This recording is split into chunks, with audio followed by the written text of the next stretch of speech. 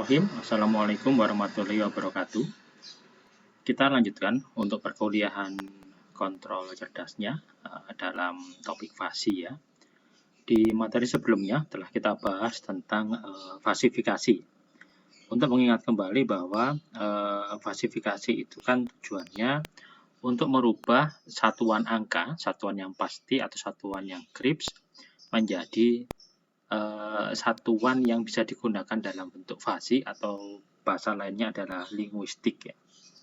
Nah, sehingga nanti masukan angka itu kemudian kita klasifikasikan menjadi beberapa kelompok sesuai dengan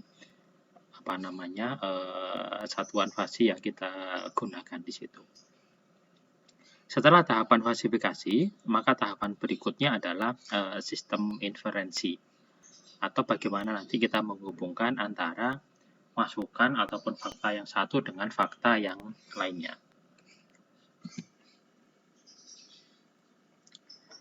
Oke, secara definisinya. Oke, bentar ya. Ini kita ambil. Ya. Jadi, secara definisinya, sistem inferensi itu adalah penarikan kesimpulan. Jadi nanti di situ kita ada beberapa masukan, antara masukan satu dan yang lainnya, itu kemudian akan saling kita hubungkan. FIS atau Fasi Inference System itu adalah sistem inferensi di fasi yang bertujuan untuk penarikan kesimpulan dari beberapa kaidah fasi. Jadi di dalam FIS minimal harus ada 2 buah kaidah fasi. Kaidah ini artinya input gitu ya. Untuk istilah mudahnya adalah input. Input FIS adalah Kripps value, sedangkan output FIS nanti adalah Kripps value. Nah, ini nanti kemudian akan kita konversikan dengan menggunakan dengan menggunakan fasifikasi gitu ya.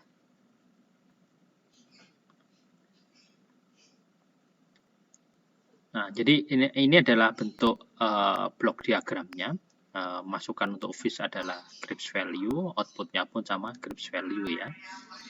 FIS dapat dibangun dengan menggunakan 2 buah metode yaitu Mamdani dan Sugeno. Ada juga metode yang lainnya, tetapi secara umum yang banyak dipakai adalah 2 buah metode ini. Proses di dalam fasi, nah semoga masih tetap ingat ya. Ada input, nah jadi nanti kalau kita ada misalkan seperti kemarin, ada masukan kecepatan dan jarak. Nah, kemudian di sini kita fasifikasi. Setelah kita fasifikasi, kemudian kita operasi fasi logiknya, jadi AND/OR dan sebagainya. Baru kemudian kita ambil kesimpulannya dengan menggunakan implikasi. Terakhir berikutnya adalah agregasi dan kemudian diakhiri dengan defasifikasi supaya outputnya bisa dikirimkan kembali ke plan-nya. Nah, ini sedikit kita mengulas yang awal biar tidak lupa. Fasifikasi, proses memetakan nilai Kripps atau nilai numerik. Nah, ini yang perlu diingat ya. Nilai Kripps adalah nilai numerik ke dalam himpunan fasi dan menentukan derajat keanggotaan di dalam himpunan fasi.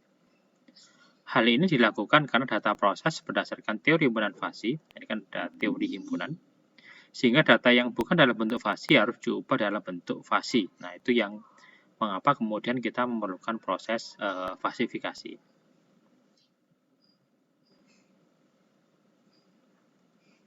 Contohnya di sini, kita punya fasifikasi kecepatan yang kita bagi menjadi 3 area. Ada lambat, sedang, dan cepat. Ya. Nah, ini kan seperti yang kemarin itu umumnya memang untuk proses fasifikasi itu mempergunakan gabungan antara trapesium dan segitiga. Ya, ini kan ada bahu kiri, ini yang bahu kiri ya. Ini yang kemudian bahu kanan, dan kemudian ini adalah yang segitiganya. Input adalah 60 km per jam. Nah, ini adalah inputnya. Kemudian berapakah nilai fasifikasinya? Nah, berarti di sini sesuai dengan segitiganya ya.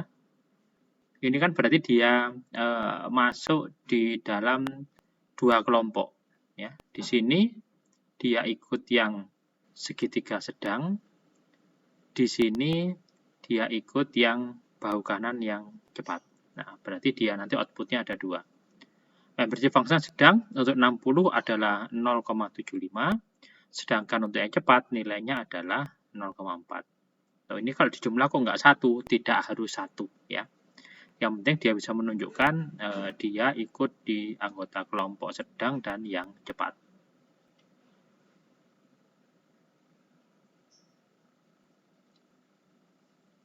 Oke, contoh lainnya, misalkan di sini kita punya membership function.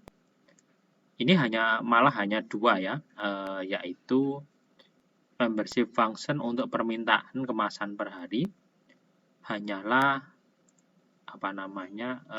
bahu kiri dan bahu kanan aja, yaitu turun dan naik.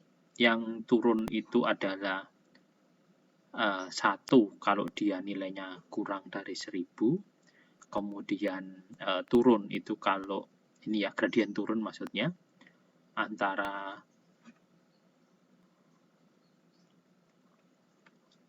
1000 sampai 5000. Kalau lebih dari 5000 maka dia nilainya 0 karena dia juga ikut dinaik. Kemudian untuk yang dinaik di sini, nah ini adalah untuk yang bahu kanan ya, ini adalah untuk yang naik. Maka nilainya adalah kebalikannya. 0 itu kalau kurang dari 1000, kemudian untuk 1000 sampai 5000 adalah X min 1000 per 4000, dan 1 kalau lebih dari 5000. Sehingga kalau kita berikan masukan 4000, maka dia akan ikut di turun sebesar 0,25, dan kemudian untuk yang naik adalah di 0,75. Oke ya, jelas di situ ya.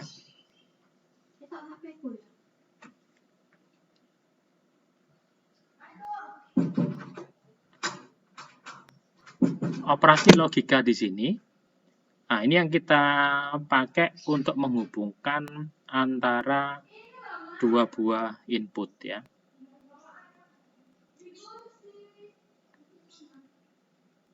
Jadi yang bisa kita pergunakan adalah AND, OR, dan NOT, atau yang lainnya. Nah, cuma yang umum dipakai ya memang ini. Ini misalkan kita punya dua buah membership function segitiga, A dan B. Ini nggak usah kita perhitungkan berapa nilainya, tidak usah ya. Artinya kita punya dua buah input di sini. Jika bagian antecedent itu adalah ini ya, A dan B di sini, atau untuk masukannya, maka derajat kebenarannya dihitung dengan operasi fasi yang bersesuaian. var 1 is A, var 2 is B. Nah, jadi kalau kita operasikan dengan max itu berarti nanti kita ambil nilai yang tertingginya. Berarti di sini max-nya adalah antara 0,375 dan 0,75, maka yang dihasilkan adalah, karena max ya, nilainya adalah 0,75.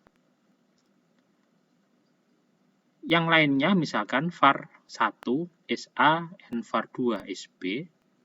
Untuk nilai minimalnya dari 0,375 dan 0,75, maka nilai minimalnya adalah 0,375. Nah, ini jadi operasi logikanya ya tinggal kita sesuaikan dengan dia menggunakan bentuk operasi yang mana. Apakah itu AND, OR, ataupun yang lainnya. Cuma umumnya dipakai ya memang AND dan OR itu aja. Atau NOT ya, maksudnya adalah kebalikannya.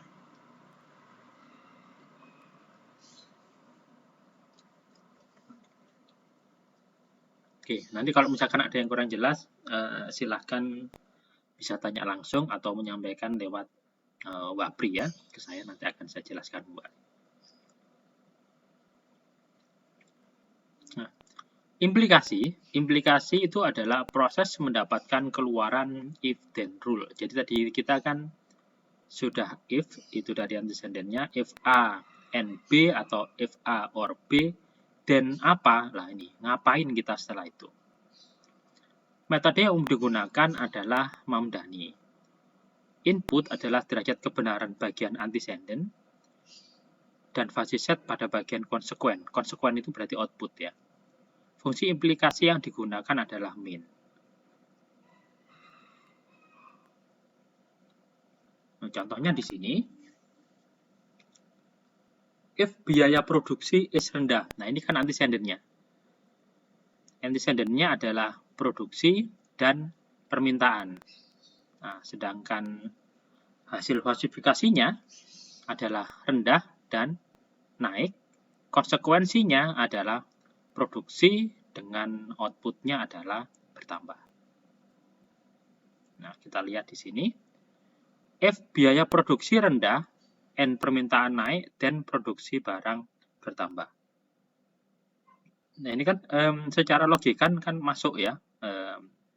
Kalau produksinya rendah, berarti kan jumlah yang dihasilkan sedikit, tetapi permintaannya naik, nah otomatis pabrik atau produsen akan menambahkan produksi barangnya supaya permintaan yang naik tadi bisa terpenuhi. Nah, kemudian di sini bisa kita lihat hubungannya.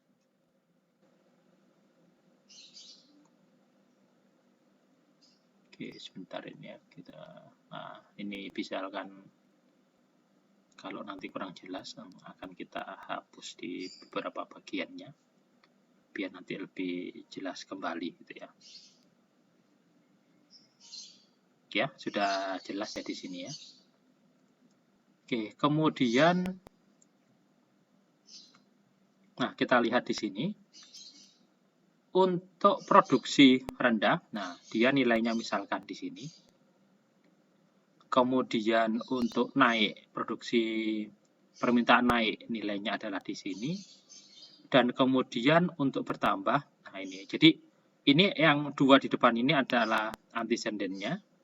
Kemudian ini adalah output fasinya, sedangkan ini adalah hasil dari implikasinya. Ya. Jadi ini kan kita pakai hubungannya adalah min ya. Berarti ini yang nilai atasnya. Kemudian ini adalah yang nilai bawahnya.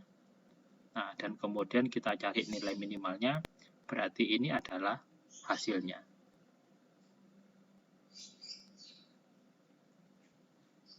Nah, contoh yang lainnya, if temperature is cool and pressure is low, then throttle is P2.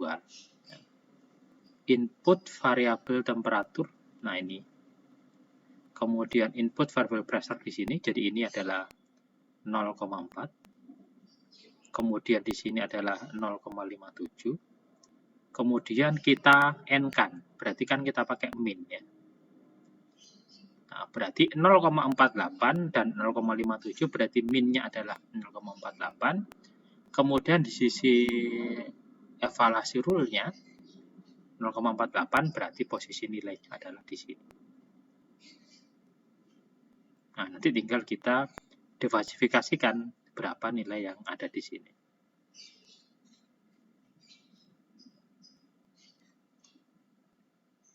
Oke, kemudian bagaimana jika antecedent hanyalah satu predikat tunggal? Ya, umumnya memang itu adalah dua, tetapi dalam kasus tertentu itu juga ada beberapa yang satu atau sebenarnya dua, tetapi yang satu lebih dominan.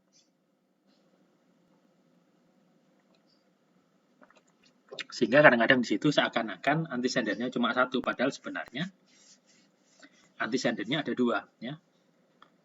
If produksi is standard, then produksi barang is normal. Nah, jadi di sini sebenarnya kan ini dihisapkan ada dua ya, tapi yang dipakai hanya satu. Kalau produksi standar, berarti luaran barang adalah normal. Oke. Jadi ini kalau misalkan cuma satu aja. Nah, berikutnya adalah agregasi atau komposisi. Jika terdapat lebih dari satu kaidah fasi yang dievaluasi, keluaran semua F-then rule dikombinasi menjadi sebuah fasi tunggal. Jadi agregasi itu mengumpulkan dari seluruh output fasi yang bersesuaian. Metode agregasi yang digunakan adalah max or terhadap semua keluaran if-then rule. Nah, yang banyak dipakai biasanya kalau kita kepingin detail, biasanya kita menggunakan or ya. Tapi kalau kepingin cepat, nah kita bisa menggunakan yang max. Jika dilakukan fungsi min pada implikasi dan max pada agregasi, maka metodenya ini kemudian disebut sebagai min-max inferencing. Ya, cuma yang banyak biasanya min-or gitu ya. Kalau min-max itu sebenarnya kita kalau kepingin cepat, nah, prosesnya tidak terlalu berat untuk sistemnya, maka kita bisa menggunakan min-max.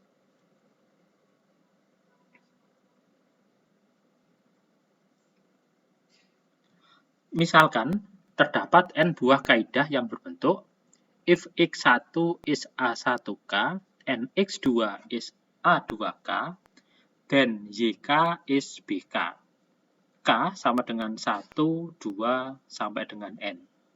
Dalam hal ini, A1K dan A2K adalah himpunan fasi yang merepresentasikan pasangan antecedent ke K, dan BK adalah himpunan fasi yang menyatakan konsekuen dari K.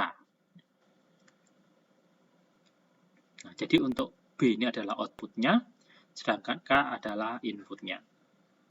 Berdasarkan metode implikasi Mamdani, maka keluaran untuk n buah kaidah diberikan oleh output membership function-nya adalah max min. Nah, ini kalau kita menggunakan max dari min, membership input I dengan membership input J, di mana K adalah 1, 2, 3, dan seterusnya. Ini kalau kita pakai max ya, berarti nanti kita punya beberapa data luaran, terus kita bandingkan, dan kita ambil nilai yang maksimalnya.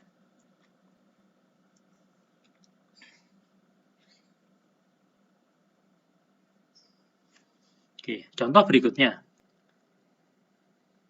Ilustrasi yang pertama adalah antecedent hanya terdiri dari sebuah proposisi. Berarti kan cuma satu aja. Ya. Kaidah 1, if x is A, then N is D1. Nah, berarti ini cuma satu ya. Kaidah B, kedua, if Y is B, then N is D2. Kemudian yang ketiga, if Z is C, then N is D3. Nah, jadi ini antecedennya cuma satu, berarti kan luarannya cuma satu, berarti kita nggak pakai min, max, ataupun yang lainnya, bisa diambil langsung.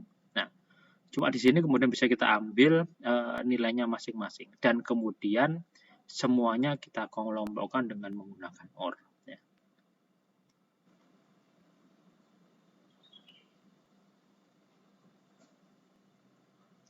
Ini bisa kita lihat di sini ya. Nah, ini kan nanti kalau kita tarik turun ke bawah. Nah, ini di sini. Oke, kemudian yang ini.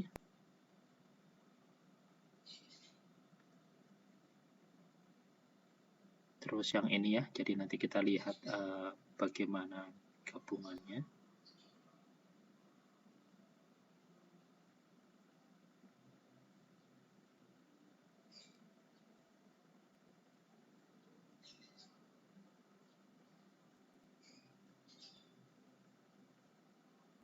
Ini sekarang kurang pas sedikit-sedikit, enggak apa-apa ya. Iya, ini kurang pas ini gambarnya.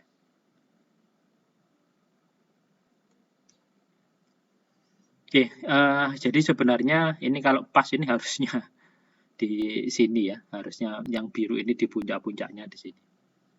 Terus ini yang agak, nah ini gabungannya, jadi ada gabungan. Jadi ini adalah gabungan dari kaidah pertama, kaidah kedua, dan kaidah ketiga. Baru nanti di sini akan kita cari berapa nilai akhirnya.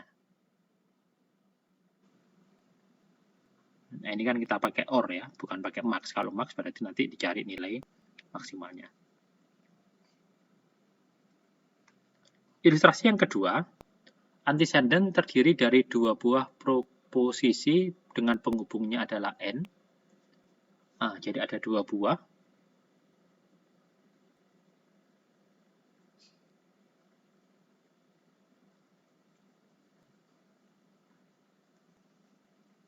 Ada dua buah di sini adalah F X is A1.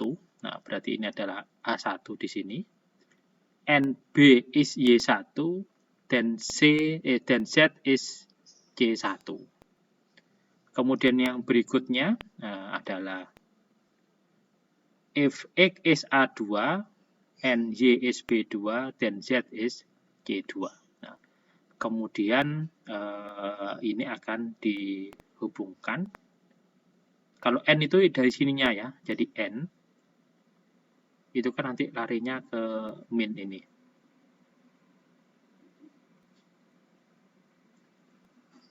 Nah, kemudian outputnya karena min dia diambil nilai paling rendah, ini kan paling rendah, dan kemudian dicari agregasinya di sini. Ini kalau kita tarik garisnya, ya seharusnya ini di sini, kemudian yang ini. Ini dia nggak mau overlapping ini ya. Jadi kita tariknya agak ke sini. Nah, jadi nanti gabungannya ya harusnya pendekatannya seperti inilah. Ya. Nah, jadi itu adalah bagaimana kemudian kita mencari hasil akhir agregasinya. Jadi mengumpulkan dari semua hasil luaran dari setiap rule-nya tadi itu.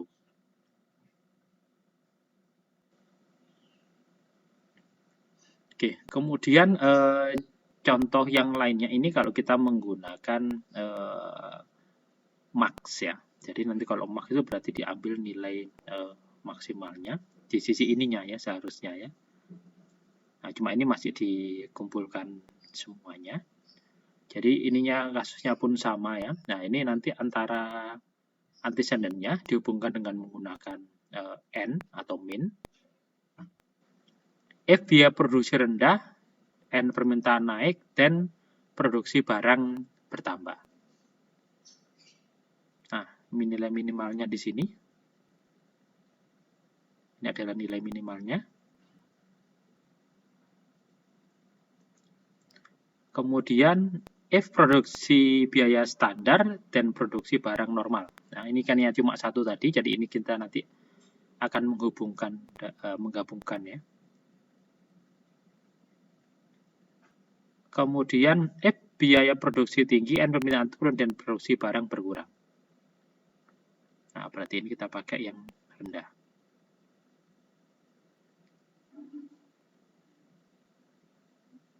Implikasinya adalah min, kemudian nanti aplikasinya min ya, nanti max. Nah, berarti ini dicari agregasinya dulu. Nah, ini di sini.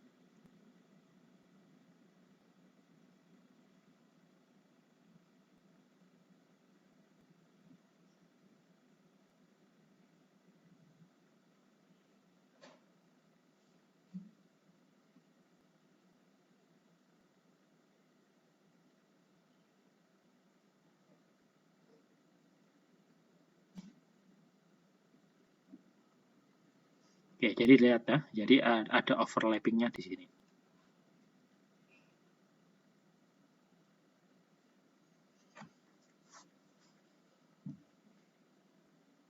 Oke, contoh yang lainnya adalah if service is pure, ini ya, or food is rancid, then tip is cheap. Nah, ini kita menggunakan yang or. Nah, or berarti dipakai yang tinggi. Nah, berarti di sini.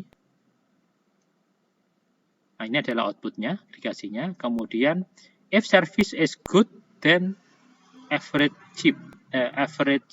tip ya. Ini pun sama, jadi hanya satu.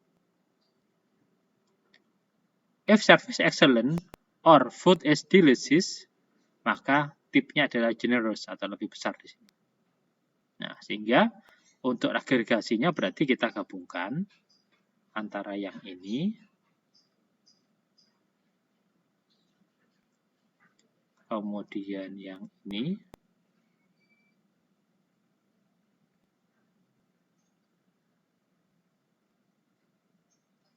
nah, dan yang terakhir adalah di sini.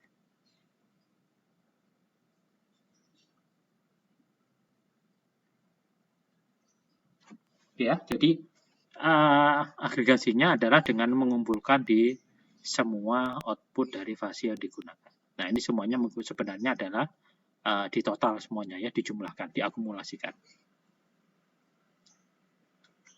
Oke, kemudian untuk defasifikasi. Defasifikasi itu adalah proses memetakan besaran dari himpunan fasi ke dalam bentuk nilai Gibbs. Alasannya adalah sistem diatur dengan besaran real bukan dengan besaran fasi. Jadi inputnya adalah angka, kemudian outputnya pun akan diangkakan kembali.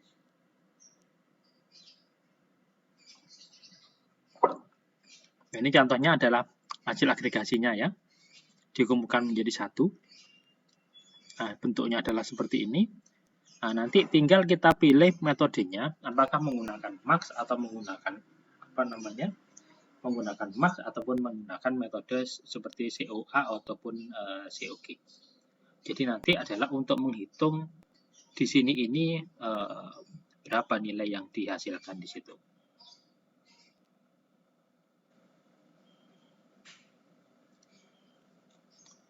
Strategi yang umum dipakai dalam defasifikasi adalah menentukan bentuk kompromi terbaik.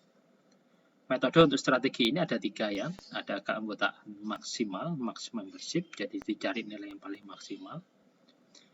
Metode pusat luas, center of area, atau metode keanggotaan maksimum rata-rata, max membership, atau middle of maximal. Nah, jadi yang lebih banyak dipakai biasanya adalah yang satu dan yang kedua. Oke, yang pertama adalah keanggotaan maksimum, max membership, atau large maximum LOM.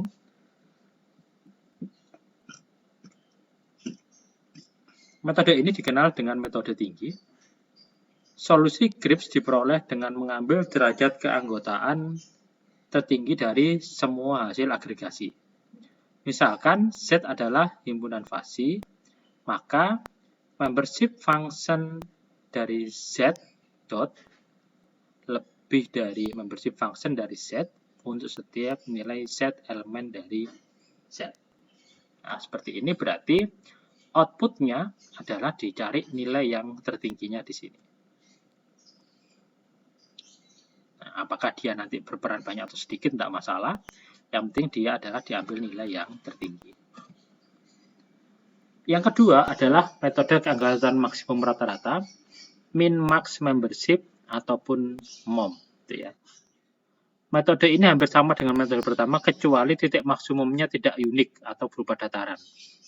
Solusi Gibbs diperoleh dengan mengambil nilai rata-rata dari domain yang memiliki nilai keanggotaan yang maksimum. Nah, jadi di sini, ini kan nilai maksimalnya ada pada A dan B, ya. Ya. Maka nanti di sini, nilai dari outputnya itu adalah rata-rata dari A dan B. Jadi titik tengahnya ada di mana.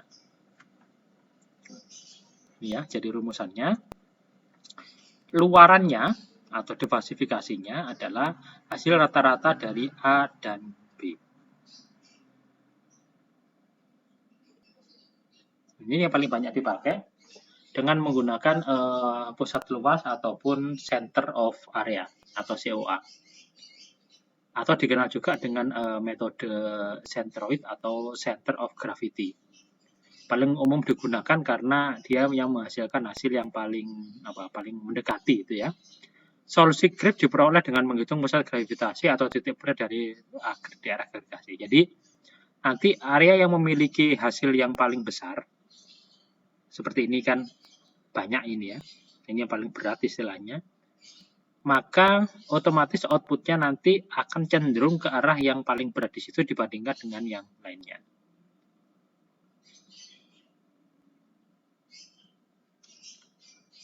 Jadi untuk variabel discrete ya, yang sering kita pakai nanti, maka luarannya adalah z dot adalah sigma dari zj, ini adalah outputnya, dikalikan dengan hasil membership functionnya, kemudian dibagi dengan total jumlah membership functionnya. Jadi ini adalah titik gravity dari suatu area.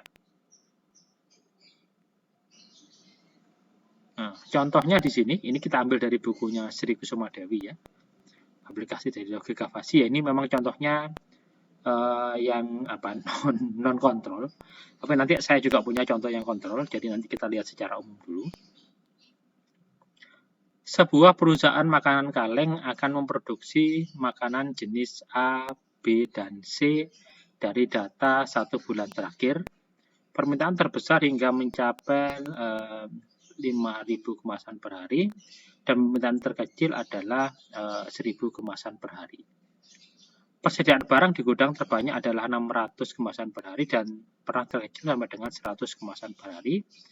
Dengan keterbatasan ini, maka produksi maksimum pabrik adalah 7.000 kemasan dan SDM tiap hari memproduksi paling tidak 2.000 kemasan. Apabila proses produksi menggunakan 4 buah aturan, nah ini adalah untuk rule-nya.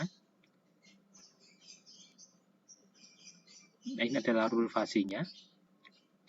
If produksi turun and persediaan banyak, then produksi barang berkurang. Jadi ini kan antara permintaan dan produksi barang berkaitan ya. If permintaan turun and persediaan sedikit, produksi barang tetap berkurang. Kalau permintaannya naik dan persediaan banyak dan produksi barang bertambah, jika persediaan naik dan sedikit juga bertambah. Nah, cuma akan nanti tinggal kita lihat level bertambahnya seperti apa. Berapa kemasan makanan jenis habis yang harus diproduksi jika jumlah permintaan sebanyak 4.000 kemasan dan persediaan di gudang masih 300 kemasan. Nah, ini kan kemudian dari poin-poin di atas ini ya. 5.000 kemasan ya. Ini kan nilai max-nya, ini nilai min-nya. Kemudian persediaan juga ada max, ada min-nya. Kemudian produksinya adalah 7.000 dan 2.000. Nah, tinggal kemudian kita buat membership function-nya lebih dulu. Dan pertanyaannya adalah permintaannya 4.000, kemudian persediaannya adalah 300.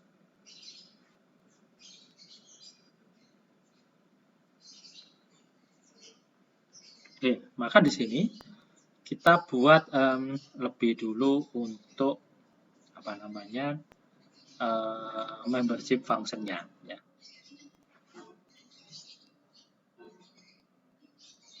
Permintaan, persediaan, dan produksi ya. Permintaan ada naik dan turun. Kemudian untuk ini ya. Jadi untuk permintaan turun dan naik 1.000 dan 5.000. Pertanyaan tadi adalah 4.000 ya. Nah, maka nanti di sini kita cari berapa nilainya untuk yang 4.000 ya. Kita buat membership-nya dulu. Kemudian persediaan sedikit. Nah, pertanyaannya adalah 300. Kemudian ini adalah bentuk membership function-nya.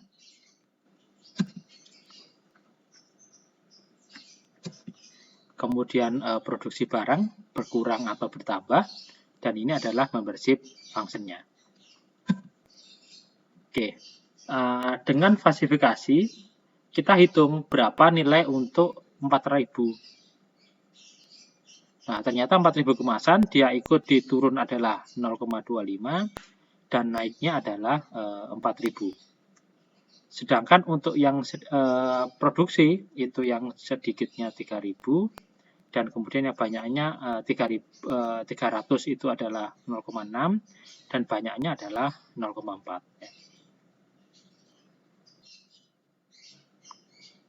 Nah, sehingga di sini kita lihat kesesuaian yang tadi itu untuk kaidah yang pertama.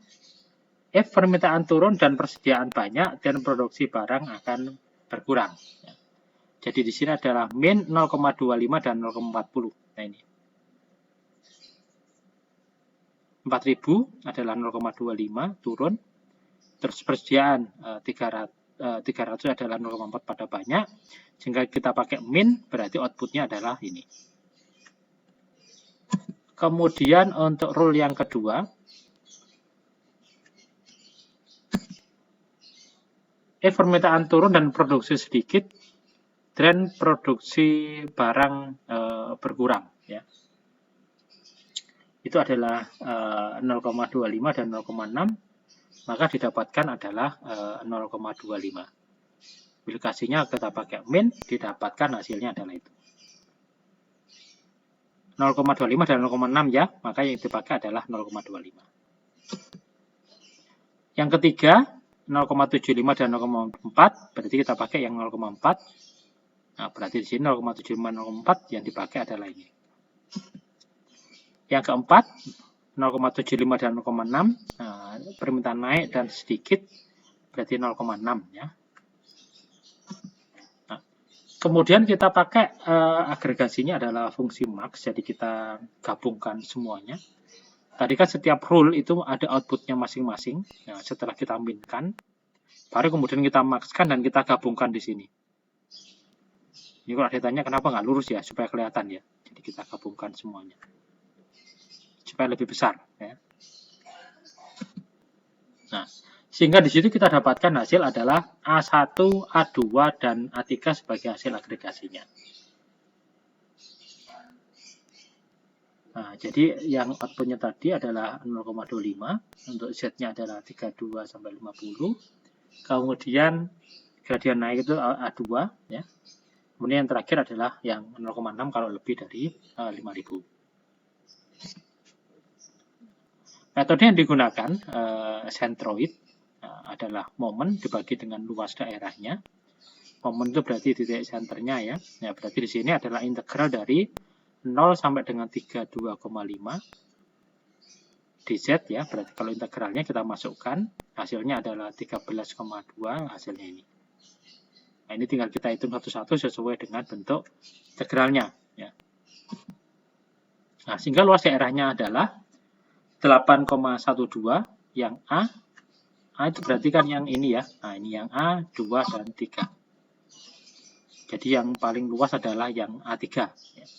Sehingga titik pusatnya, nah, berarti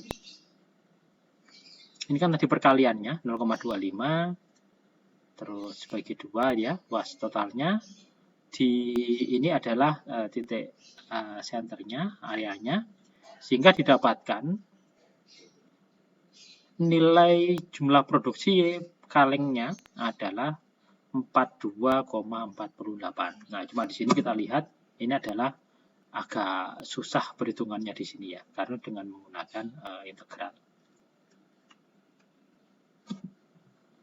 Oke, kemudian pilihan yang kedua adalah dengan menggunakan Sugeno. Untuk tipe Sugeno, ini dia nanti akan lebih praktis karena dia dengan titik senternya jadi tidak seribet dengan menggunakan integral tadi itu. Kelemahan FIS tipe Mamdani adalah tidak mampus sebab harus menghitung luas daerah di bawah kurva. Tidak mampus itu artinya tidak sederhana ya, tidak simpel. Ini adalah Sugeno bapaknya ya, perkenalkan gitu ya. Jadi untuk Sugeno, if X is A then Y is B then Z is F X dan Y. Jadi adalah fungsinya, fungsi matematiknya. Ya. Bentuk yang paling umum digunakan adalah model fasi Sugeno order 0. Ya. If X is A, then Y is 1 is then B, then Z is K. Di mana K adalah suatu konstanta. Jadi di tahap awalnya, falsifikasi, operasi fasi sampai implikasi sama, yang membedakan nanti di sisi agregasi dan defalsifikasinya. Jadi pada Sugeno ini nanti akan menggunakan singleton, jadi titik pusat senternya. Jadi nanti perhitungannya menjadi lebih sederhana, tetapi pasti nanti akan ada selisih dengan yang Mamdani. Nah, sehingga konsekuennya nanti dinyatakan sebagai singleton spike. Ya. Ya, ini contohnya. Ini low, ini adalah very low. Nah, kemudian kita gabungkan min max inference-nya, didapatkan misalkan 0,5, maka di singleton adalah titik senternya di berapa. Ini adalah yang dimaksud sebagai konsep singleton. Diversifikasi pada Sugeno lebih sederhana karena hanya menggunakan center of singleton.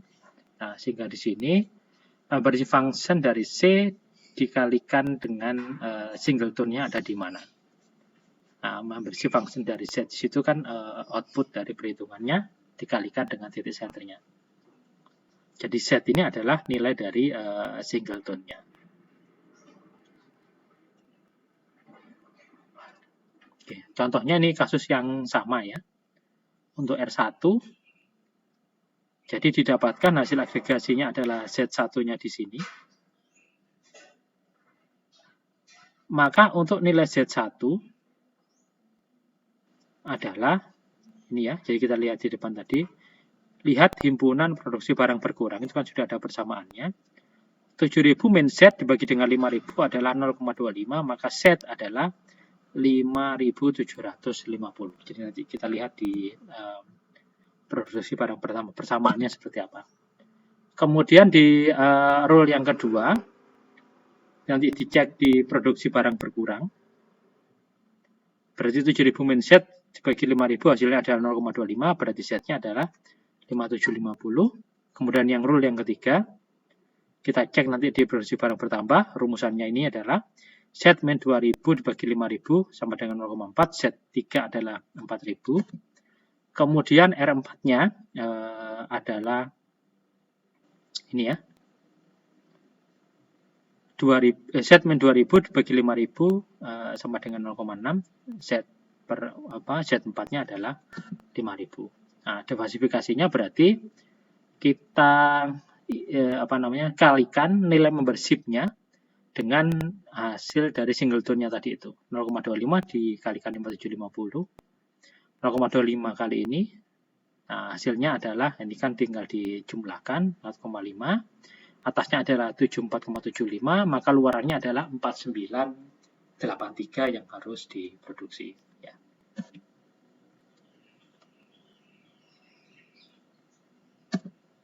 Oke, jadi di sini akan kita lihat bandingannya. Jadi seperti itu ya. Bagaimana nanti kita akan untuk menghitung berapa nilai dari output diversifikasinya.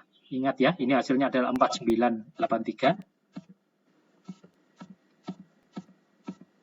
Sedangkan yang ini adalah 4248. Jadi selisihnya lumayan gitu ya. Nah, jadi nanti tinggal mau kita pakai yang mana. Nah, cuman biasanya sih kalau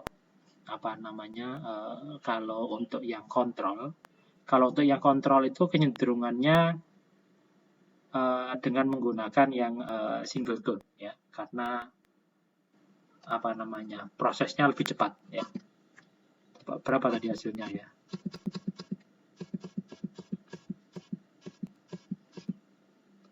$4983